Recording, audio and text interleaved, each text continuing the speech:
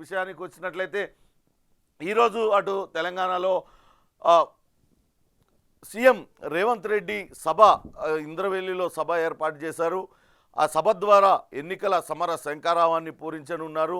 అటు పిసిసి అధ్యక్షుడు బాధ్యతలు చేపట్టిన తర్వాత కూడా ఇంద్రవెల్లిలోనే సీఎం సభను ఏర్పాటు చేశారు, మొట్టమొదటి సభను. ఇప్పుడు పార్లమెంట్ ఎన్నికలకు సంబంధించి ఆయన ఇంద్రవెల్లిలోనే మరోసారి సభను ఏర్పాటు చేస్తున్నారు. ఇంద్రవెల్లిలో అమరుల త్యాగాలు మరవలేనివి, అనేక మంది అక్కడ అసువులు బాసారు.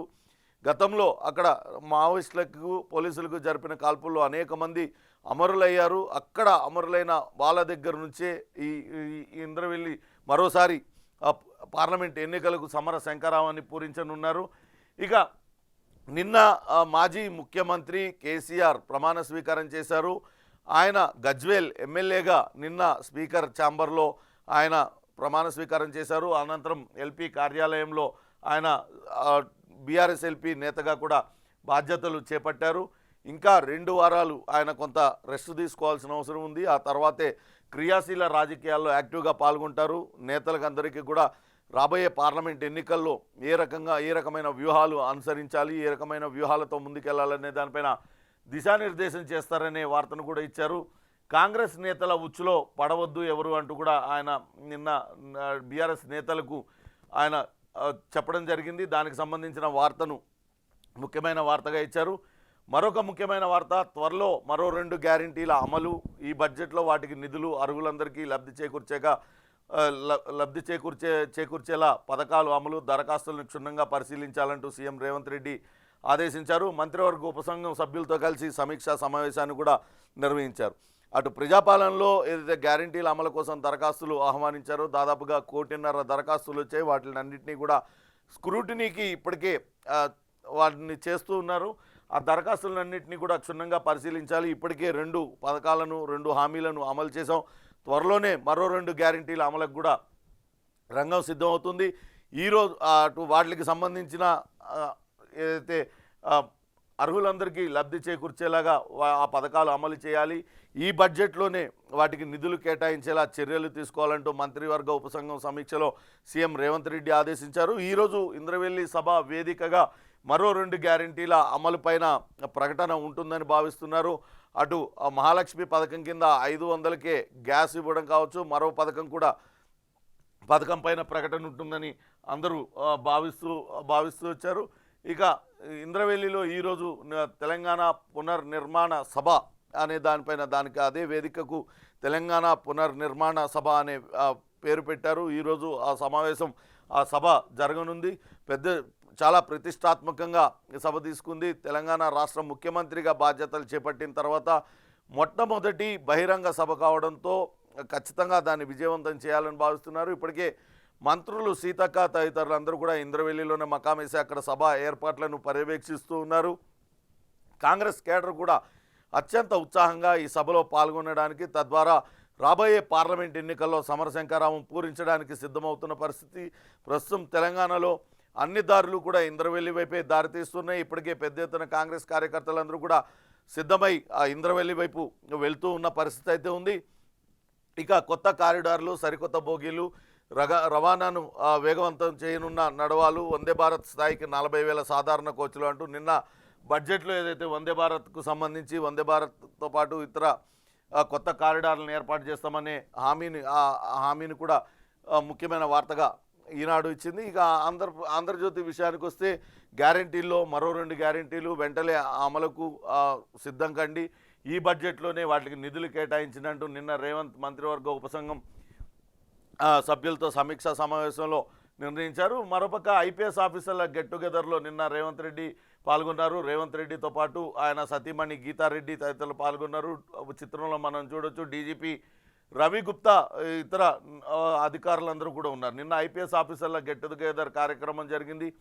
దానికి సంబంధించిన ఫోటో వేశారు. అట్లనే ఈరోజు 2 గ్యారంటీలకు సంబంధించి ప్రకటన ఉంటుందని భావిస్తున్నారు. 500కే గ్యాస్ సిలిండర్తో పాటు 200 యూనిట్ల లోపు ఎవరైతే విద్యుత్ వినియోగిస్తారో వాళ్ళందరికీ కూడా ఉచిత విద్యుత్ సరఫరా, దీనిపైన ఇందిరమ్మ ఇల్లు మంజూరు చేసే ప్రక్రియ పైన కూడా రేవంత్ సర్కార్ దృష్టి సారించింది. దానికి సంబంధించిన ప్రకటన ఉండొచ్చు. 500కే గ్యాస్, ఉచిత విద్యుత్తు, ఇందిరమ్మ ఇల్లు, ఈ 3 పథకాలలో రెండింటి అమలుకు ప్రణాళిక. అర్హులందరికీ పథకాలు అందాలి, ఎవరికి నష్టపోవద్దు, దరఖాస్తుల్లో తప్పులను సరిదిద్దుకునే ఛాన్స్ ఇవ్వండి, లేనిపోని నిబంధనలతో ఇబ్బంది పెట్టొద్దు, ప్రజాపాలన దరఖాస్తులపై సమీక్షలో ముఖ్యమంత్రి, అధికారులు ప్రజలను వేధిస్తే వేటు తప్పదని హెచ్చరించారు. పాలమూరు జిల్లాలో వ్యవసాయ కనెక్షన్ల తనిఖీలపైన ఫైర్ అయ్యారు. డైరెక్టర్ను తొలగించాం, ఎస్సీని బదిలీ చేశామంటూ బట్టి ఆయన చెప్పారు. ఈరోజు ఇంద్రవెల్లికి సీఎం వెళ్తున్నారు. లోక్సభ ఎన్నికల సమర శంఖారావాన్ని పూరించనున్నారనే వార్తను కూడా ఇచ్చారు.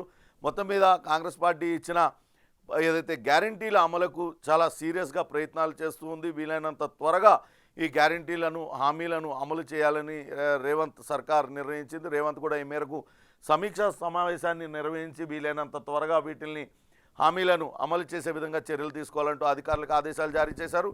దరఖాస్తులు దాదాపుగా 1,25 లక్షలకు పైగా దరఖాస్తులు వచ్చాయి. వాటిలన్నింటినీ కూడా జాగ్రత్తగా పరిశీలించండి, ఏమన్నా పొరపాట్లు ఉంటే వాటిని సరిదిద్దుకునేందుకు కూడా ఛాన్స్ ఇవ్వాలంటూ చెప్పారు. ఇక మరో ముఖ్యమైన వార్త, ఒక్కో నియోజకవర్గానికి 10 కోట్లు మంజూరు చేశారు. 119 నియోజకవర్గాలకు సంబంధించి 1,190 కోట్ల ఎస్డిఎఫ్ను రిలీజ్ చేశారు. ఇన్ఛార్జ్ మంత్రుల అనుమతితో అభివృద్ధి పనులు ప్రారంభించండి. ప్రతి నియోజకవర్గంలో 2 కోట్ల పాఠశాలలకు, తాగునీటికి 1 కోటి, కలెక్టరేట్ల నిర్వహణకు 50 లక్షలు మంజూరు చేసినట్టుగా మరో వార్త వచ్చింది.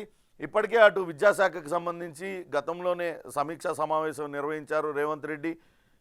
తెలంగాణ రాష్ట్రంలో పాఠశాల లేని గ్రామం ఉండకూడదు, ప్రధానంగా దానిపైన దృష్టి పెట్టండి, ప్రతి పేద విద్యార్థి చదువుకోవాలి, అందుకే గ్రామ స్థాయిలో కూడా పాఠశాలలు ఏర్పాటు చేయండి, ఎక్కడెక్కడైతే ఖాళీలు ఉన్నాయో ఆ ఖాళీలన్నింటినీ కూడా భర్తీ చేయండి, మెగా డిఎస్సిని నిర్వహించండి అంటూ గతంలోనే ఆదేశాలు జారీ చేశారు.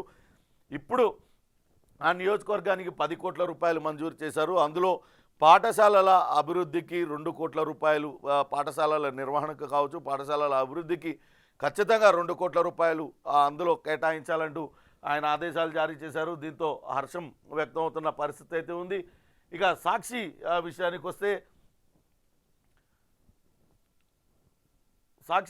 వస్తే అదే సౌభాగ్యమ్మను కడపలో అక్కడ దించబోతుంది చంద్రబాబు అండ్ గ్యాంగ్ అనే వార్తనిచ్చారు. ఇక తెలంగాణ రాష్ట్రానికి ఎటువంటి ప్రత్యేక కేటాయింపులు లేకుండా కేంద్ర బడ్జెట్ ఉంది.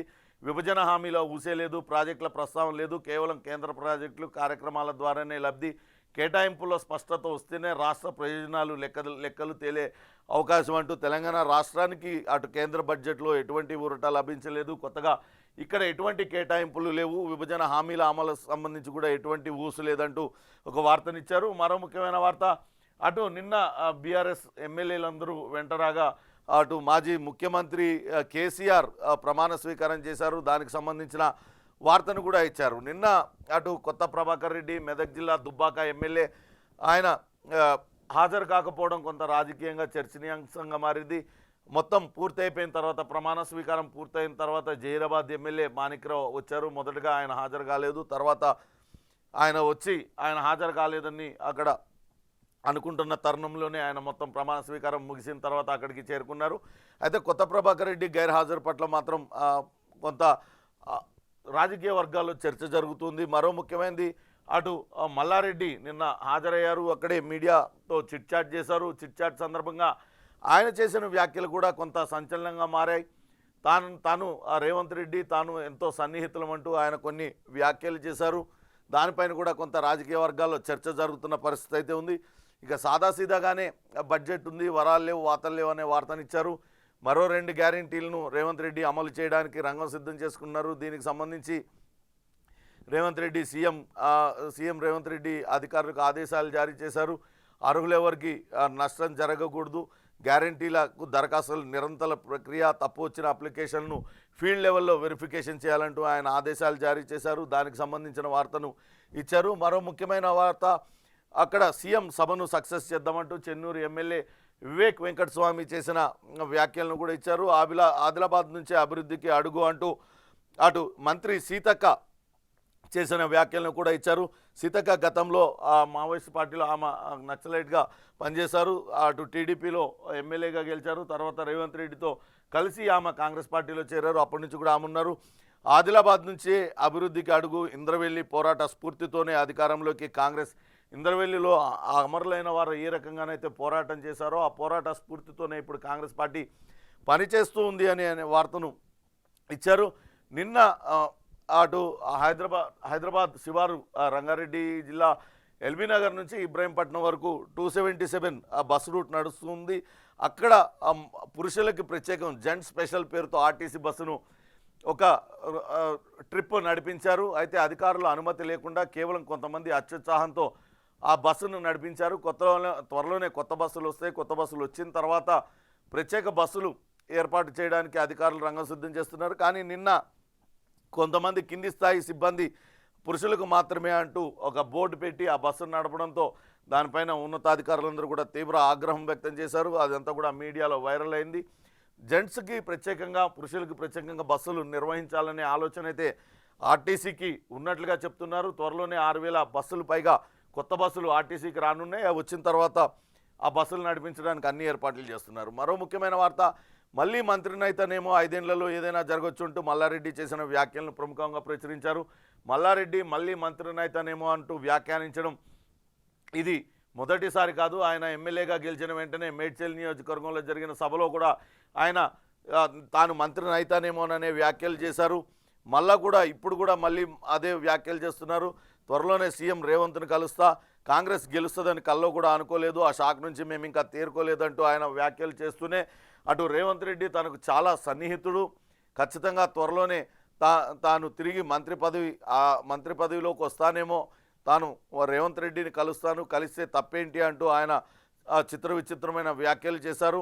మొత్తం మీద అవి కూడా కొంత రాజకీయ వర్గాల్లో చర్చ నడుస్తుంది. ఎందుకంటే ఇప్పటికే బీఆర్ఎస్ పార్టీ నుంచి పెద్ద ఎత్తున ఎమ్మెల్యేలందరూ కూడా కాంగ్రెస్ పార్టీలో చేరతారు అనే వార్తలు చక్కర్లు కొడుతున్నాయి. ఆ రకంగా రాజకీయ వర్గాల్లో చర్చ జరుగుతున్న తరుణంలో మంత్రి మల్లారెడ్డి వ్యాఖ్యలు చేయడం కొంతవరకు సంచలనంగా మారిందని చెప్పాలి. ఇక టాలీవుడ్ డ్రగ్స్ కేసులు కొట్టివేత అనే వార్తను కూడా ముఖ్యంగా ఇచ్చారు. దీన్ని మనం గమనించాలి. గతంలో 2017లో అటు ఎక్సైజ్ ఎన్ఫోర్స్మెంట్ అధికారులు పెద్ద ఎత్తున అటు సినీ తారలకు సంబంధించి డ్రగ్స్ సేవిస్తున్నారంటూ వాళ్ళందరినీ కూడా ఎక్సైజ్ కార్యాలయానికి పిలిపించి విచారించారు. అటు దర్శకులు పూరి జగన్నాథ్తో పాటు నటులు రవితేజ, చార్మి, సుబ్బరాజు, తరుణ్ వీళ్ళందరినీ కూడా, ముమైత్ ఖాన్ వీళ్ళందరినీ కూడా పిలిచి విచారించారు. వాళ్ళని రకరకాలుగా ప్రశ్నించారు. మొత్తం 12 కేసులు నమోదు చేశారు. కానీ ఆ తర్వాత కేసు మెల్లమెల్లగా స్తబ్దతలోకి వెళ్ళిపోయింది. ఆ కేసులో ఇటీవల కాలంలో కూడా రకుల్ ప్రీత్ సింగ్ తదితరులందరినీ కూడా ఈడీ కార్యాలయానికి పిలిపించి ఆ డ్రగ్ కేసుకు సంబంధించి విచారించారు. కానీ ఇక్కడ చూస్తే న్యాయస్థానాల్లో ఒక్కొక్కటిగా కేసులు వీగిపోతున్నాయి. ఇప్పటికే నమోదైన 12 కేసుల్లో 6 కేసులను కొట్టివేసింది. పూరి జగన్నాథ్, రవితేజ, తరుణ్ వీళ్ళందరూ కూడా అప్పట్లోనే రక్త పరీక్ష నమూనాలు కావచ్చు, గోర్లు వెంట్రుకలు సేకరించారు. కానీ అందులో ఎక్కడ కూడా డ్రగ్స్ ఆనవాళ్ళు లేవంటూ ఎఫ్ఎస్ఎల్ నివేదిక ఇవ్వడంతో వాళ్ళందరికీ కూడా క్లీన్ చిట్ ఇచ్చేసింది. ఇప్పటికే ఆ డ్రగ్స్ కేసు ఒక్కొక్కటిగా వీగిపోతూ ఉన్నాయి. దానికి పైన ఇచ్చారు. సరైన సాక్ష్యాధారాలు అందించకపోవడంతో 6 కేసులను కొట్టివేశాయి. మరో 6 కేసులు వివిధ కోర్టుల్లో విచారణలో ఉన్నాయి. ఎన్డీపీఎస్ ప్రొసీజర్ ఎక్సైజ్ అధికారులు పాటించకపోవడం, ఫోరెన్సిక్ సైన్స్ ల్యాబొరేటరీ ఎఫ్ఎస్ఎల్ రిపోర్టుల్లో సెలబ్రిటీలు డ్రగ్స్ తీసుకున్నట్టుగా ఆనవాళ్ళు లేకపోవడంతోనే ఈ కేసులన్నీ కూడా కొట్టేస్తున్నట్లుగా చెప్పారు. అటు సప్లయర్ కెల్విన్, పాతవస్తికి చెందిన అబ్దుల్ వాహిద్, అబ్దుల్ కుద్దూస్ను అటు 2017 జూన్లో అరెస్ట్ చేశారు. వాళ్ళ కెల్విన్ ఫోన్ లిస్ట్లో వీళ్ళందరి పేర్లు ఉండడంతో అప్పుడు వీళ్ళందరినీ కూడా విచారించారు. ఆ తర్వాత మెల్లమెల్లగా ఆ కేసు అటు కోల్డ్ స్టోరేజ్లో పడిపోయిన పరిస్థితి అయితే కనపడుతుంది. ప్రస్తుతానికైతే సినీ పరిశ్రమకు సంబంధించిన వాళ్ళకు క్లీన్ చిట్ ఇచ్చారు. ఇప్పుడు తాజాగా కోర్టులు, న్యాయస్థానాలు కూడా ఆ కేసులను కొట్టివేస్తున్నాయి. 6 కేసులు కొట్టివేసాయి. ఇంకా 6 కేసులు వివిధ దశల్లో వాటిల్ని వేర్వేరు కోర్టుల్లో విచారణ జరుగుతుంది. వాటి పరిస్థితి ఏంటనేది కూడా మనం వేచి చూడాలి. ఇక నిర్మలా సీతారామన్ బడ్జెట్ను ప్రముఖంగా దిశా పత్రిక ప్రచురించింది. 2047 నాటికి దేశాన్ని వికసిత్ భారత్గా మార్చేందుకు కృషి చేస్తున్నామంటూ ఆమె చేసిన వ్యాఖ్యలు నిన్న ప్రసంగానికి సంబంధించిన వార్తలు ఇచ్చారు. మరో ముఖ్యమైన వార్త, స్టేట్ బడ్జెట్కు అమావాస్య గండం అంటూ ఇచ్చారు. 9వ తేదీ ప్రకటన పైన ప్రభుత్వం మల్లగుల్లాలు పడుతుంది. సెషన్ను ప్రారంభించాలి 8వ తారీఖా లేకుండా 10న, నేడో రేపో క్లారిటీ రాబోతుందంటూ ఇచ్చారు. ఓట్ ఆన్ అకౌంట్ బడ్జెట్ వైపే ప్రభుత్వం కూడా మొగ్గు చూపుతుందని, తెలంగాణలో కూడా బడ్జెట్ సమావేశాలు నిర్వహించాలంటూ నిర్ణయించారు. ఈ నెల 8వ తారీఖు నుంచి అసెంబ్లీ సమావేశాలను నిర్వహించాలని కూడా సూత్రప్రాయంగా ఇప్పటికే నిర్ణయించారు. కానీ 9వ తారీఖు అమావాస్య ఉండడంతో అమావాస్య రోజు బడ్జెట్ ప్రవేశపెట్టడమా వద్దా అనే దానిపైన మీమాంస జరుగుతుంది అనే వార్తనిచ్చారు. ఇక ఈరోజు ఇంద్రవెల్లికి సీఎం రేవంత్ రెడ్డి వెళ్ళనున్నారు. ఇంద్రవెల్లి నుంచే పార్లమెంట్ ఎన్నికలకు సమర శంఖారావాన్ని పూరించనున్నారు. మరోపక్క నాగోబా జాతర కూడా జరగనుంది. నాగోబాను కూడా దర్శించుకోనున్నారు. ఆదివాసీలకు నాగోబా జాతర అతిపెద్ద జాతర. అక్కడ మేడారం జాతర గిరిజనులకు అటు దక్షిణాది ఏ రకంగానైతే దాన్ని చేస్తారో, పెద్ద ఎత్తున చేస్తారో ఆ రకంగానే నాగోబా జాతర కూడా జరుగుతూ ఉంటుంది. నాగోబాకు సంబంధించి ఆయన దర్శించుకొని. అటు దక్షిణాది కుంభమేళాగా చెప్పే మేడారం జాతరకు సంబంధించి ఒక పక్క ఏర్పాట్లు జరుగుతూనే ఉన్నాయి. మరోపక్క నాగోబా జాతరకు సంబంధించి కూడా ఏర్పాట్లు జరుగుతున్నాయి. ఈరోజు అక్కడ దర్శించుకున్న తర్వాత ఇంద్రవెల్లిలో అశేష జనవాహినిని, కాంగ్రెస్ కార్యకర్తల్ని ఉద్దేశించి రేవంత్ రెడ్డి ప్రసంగించనున్నారు. ఈ సభ నుంచే కేస్లాపూర్లో భారీ బహిరంగ సభకు ఏర్పాట్లు చేశారు. ప్రస్తుతం అక్కడ సభ ప్రాంగణం వద్ద సీతక్క ఉండి అన్ని పనులను పర్యవేక్షిస్తున్నారు. సభకు ఏర్పాట్లు చేస్తున్నారు. ఈ సభా వేదిక మీద నుంచే మరో 2 గ్యారంటీల అమలు పైన రేవంత్ రెడ్డి అటు ప్రకటన చేయనున్నారు. 500కే గ్యాస్ సిలిండర్తో పాటు 200 యూనిట్ల ఫ్రీ విద్యుత్ పైన ప్రకటన చేసే అవకాశం ఉన్నట్లుగా చెప్తూ ఉన్నారు. మొత్తం మీద సీఎం రేవంత్ రెడ్డి అటు కాంగ్రెస్ పార్టీ ఇచ్చిన హామీల అమలు పైన ప్రత్యేక దృష్టి పెట్టారు. వీలైనంత త్వరగా ఆ హామీలన్నింటినీ కూడా అమలు చేయాలి. ఈ బడ్జెట్ సెషన్లోనే వాటికి నిధులు కేటాయించాలంటూ ఇప్పటికే అధికారులకు ఆదేశాలు జారీ చేశారు. మరి కాసేపట్లోనే ఆయన ఇక్కడి నుంచి బయలుదేరి మధ్యాహ్నం తర్వాత సాయంత్రం జరగబోయే సభలో పాల్గొంటారు.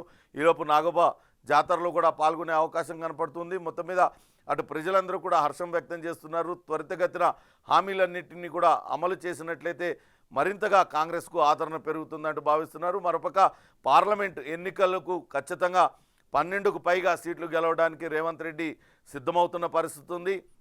ఈ నేపథ్యంలోనే ఇంద్రవెల్లి సభ నుంచి ఈరోజు ఆయన సమర శంఖారావాన్ని పూరించడానికైతే సమర శంఖారావాన్ని పూరిస్తారు. అట్లనే ఎన్నికల ప్రచారాన్ని కూడా ప్రారంభించనున్నారు.